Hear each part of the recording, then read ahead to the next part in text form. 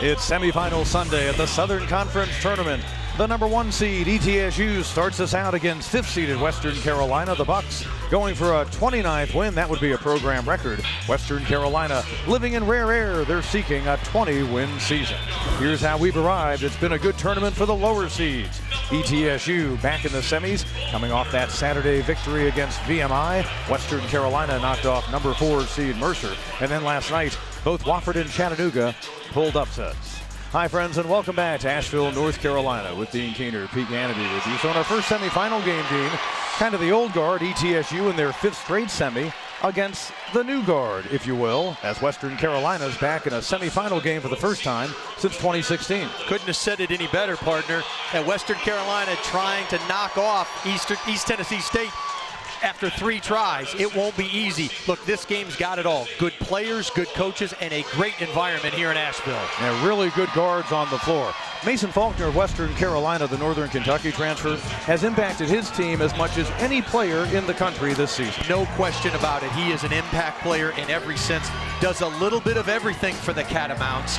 In fact, he had 2 triple-doubles this season. He's got just enough swagger, 22 last night, to lead him in the victory against Mercer. For ETSU, another all-Southern Conference selection, and rightfully so. He's the leading scorer for the Bucks. He's their best perimeter shooter at almost 39 behind the arc, but he's more than that. He can get to the rim when needed. He's also got a little mid-range game. Look, in the first 22 games, he was the super sub. You could take that label off. He is now entrenched in the starting lineup. Boyd has combined for 26 points against Western this year. Faulkner for 27 against ETSU. Let's bring in the 3rd member of our team, Aaron Summers. Aaron? Thanks, Pete. It was just a week ago that Western Carolina came up just short against ETSU in the season finale. That 1-point loss is exactly what has given this Catamounts team complete confidence heading into this tournament. Head coach Mark Prosser said that they are going to come in here today not wanting to make this game close at all, because that's not what they came to do. They want revenge. Mark Prosser has engineered one of the great turnarounds in all of NCAA Division I. 7 victories in his first year last season. So far this year, a 19-win campaign that includes a 10-8 conference record. Steve Forbes, an amazing job as a head coach at ETSU in his 5th season. He's chasing yet another victory at the helm in his 295th overall as a head coach. And Steve Forbes, his ball club, trying to get back to another SoCon championship game. They won the title just a few years ago. What more can you say about what Steve Forbes has done in 5 years in Johnson City? They just certainly win. They do it the right way. Most importantly, his team is fun to watch because they play so hard. ETSU has dominated this series of late. They've won 27 of the past 28, 10 in a row, but Western Carolina 3-1 in SoCon Tourney games against the Bucks. In fact, the last win for the Catamounts against ETSU came on this floor in this tournament. You'll see man-to-man primarily out of both teams. Catamounts a little bit more a pack line, if you will. Boyd does the early honors, and Trey Boyd able to knock it down. He's been in and out of the starting lineup this year, but he will no doubt be an effective weapon. Oh, they can. It's got to be a complete 40 minutes. Halverson, battle for the rebound. Otto Steger, the senior, but it's saved from going out by Hodges of ETSU. Boyd thought about a shot. You've got a 7-footer. Why not use it? Both teams really are playing 4 guards or wings around a big. Dodson for the Catamounts, Gasson for the Bucks. Isaiah Tisdale. He had 26 points in the ETSU win at Western Carolina in Cullowhee back in January. Our Ingles starting lineup for the Catamounts of Western Carolina. McCray, the freshman, he's already impacted the game. Halverson, Faulkner, Steger, and Dotson. They do have some quality depth. Steger. Not surprising, he led the Southern Conference in league play and in all games from behind the arc. Over 42%. Faulkner, the step back. Long rebound. Hodges doesn't have numbers. Doesn't matter. He missed the first one when McCray challenged him. He wasn't going to miss a second one. Bo Hodges was one of the top freshmen 3 years ago, and he has just continued to be one of the top players in the Southern Conference.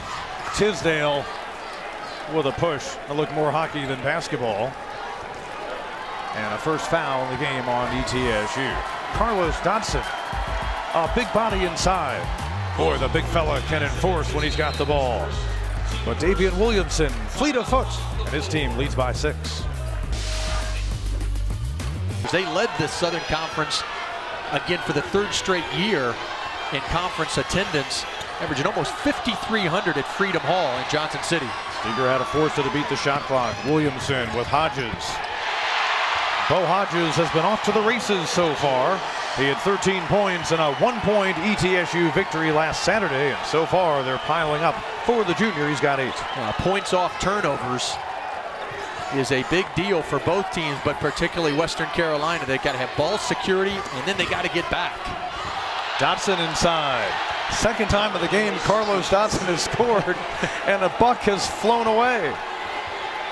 And with Hughley out, now comes Jerome Rodriguez. If you're not familiar, obviously a very talented post player, led the league last year in rebounding, has been injured this season. Isaiah Tisdale, he's a point guard who in junior college was a fabulous scorer and helping to apply the pressure. Ano Steger doesn't like the look, and he'll go ahead and use a timeout. Smart move by Steger, because that was going to unravel for Western Carolina. Cats are trying to hang around, but the Bucks hoping to get back to the title game. Catamounts just 2 of 8 from 3-point range so far. Plenty of time on the shot clock. Steger looking to penetrate on Hodges. Hodges takes it away. That's what he can do. 46 steals on the year, and Williamson is a 16-point lead for the Bucks. And that's where our first semifinal game, the opening half, all ETSU. They're trying to extend their current winning streak to 11 games and their streak in their series against Western Carolina to 11 with a 48-30 advantage at the break. Pete Hannity, Dean Keener, back with you here in Asheville. I'll tell you what, ETSU in that opening half looked like they not only could knock off any SoCon team today, maybe just about anyone in America with the way they played. Absolutely. Just 4 losses on the season, right? You talk about Kansas, North Dakota State, Mercer Furman. I mean, all team, really good basketball teams. They showed why they are the class of the Southern Conference. They were really able to turn defense into offense the entire 20 minutes.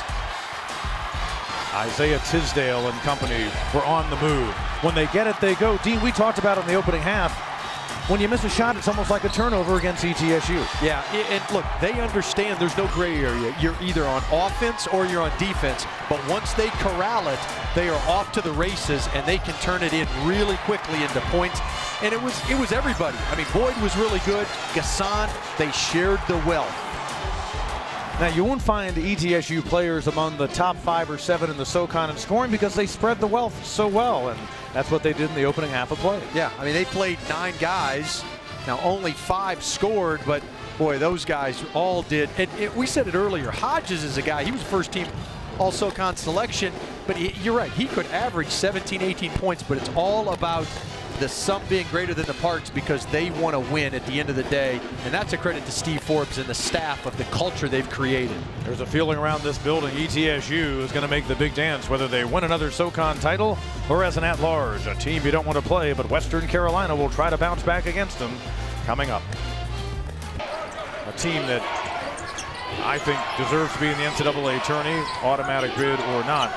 Keep in mind, though, they had an historic comeback to the Catamounts earlier this season down in Florida. We'll delve into that in a moment as Halverson knocks down the tray. That is a very good sign. If you see Halverson and Steger start making threes, cause a little angst if you're a Bucks fan. By the way, you see Steger guarding the ball right there. If I'm not mistaken, he was wearing some pink shoes in the first half. Williamson with the answer. Among his 13-point effort, he'll go for 2. Not going to happen. Dodson, though, I think he got tangled up with his teammate Faulkner. He claims he was fouled. Timeout on the floor. That's not the call. Trey Boyd, you know he loves the big stage, Dean. He certainly does, and he's showing it here tonight. He can score on all 3 levels, but when he's inside and he's outside, he does a great job. Save, 3, bang. Look at the reaction. Bucks are here to play in the semifinals. They want to play tomorrow. He's over on the bench, but Western Carolina trying to figure out the 5 out there for the Bucks. And Aaron listened to their huddle moments ago as Hughley scores again. Aaron. Prosser focused on the main thing that's been the issue for them, those 20 personal fouls that they have. He said, we have to be smart. We cannot foul. We need to continue to drive to the basket and then kick it outside if we don't have anything in.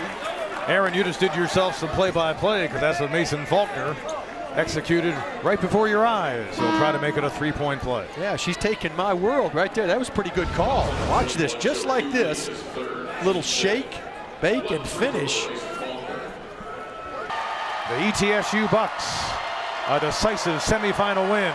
Trey Boyd and company, they want to go dancing. And they're 1 win away from doing that without having to rely on a selection committee. Well, they can take it out of everybody's hands at this point. They are trying to play for the highest possible seed. Boy, what more can you say? That was a thorough win from the tip. That was a 40-minute win by East Tennessee, offensively and defensively. Steve Forbes got to be really happy as they head into the championship tomorrow. ETSU ran out to a 7-0 advantage. They led by 18 at the break. Steve Forbes' teams are 57-2 when holding a team to 30 points in the opening half. It gives you an idea how good they are at not letting off the pedal down the stretch in games. ETSU is in tomorrow night, 7 Eastern time. Championship game. Wofford and Chattanooga coming your way at the bottom of the hour. We invite you to come back and join us for that. Dean, the ETSU Bucks, if they hadn't opened eyes around the country, anyone who watched this game certainly saw that. I certainly believe that. I mean, we've seen it all year long. Everybody else is going to start hearing about the Bucks as we approach Selection Sunday. They're really good. We'll see you back here in a bit. For Dean Keener and Aaron Summers, Pete Hannity saying so long for now. This has been a presentation of ESPN.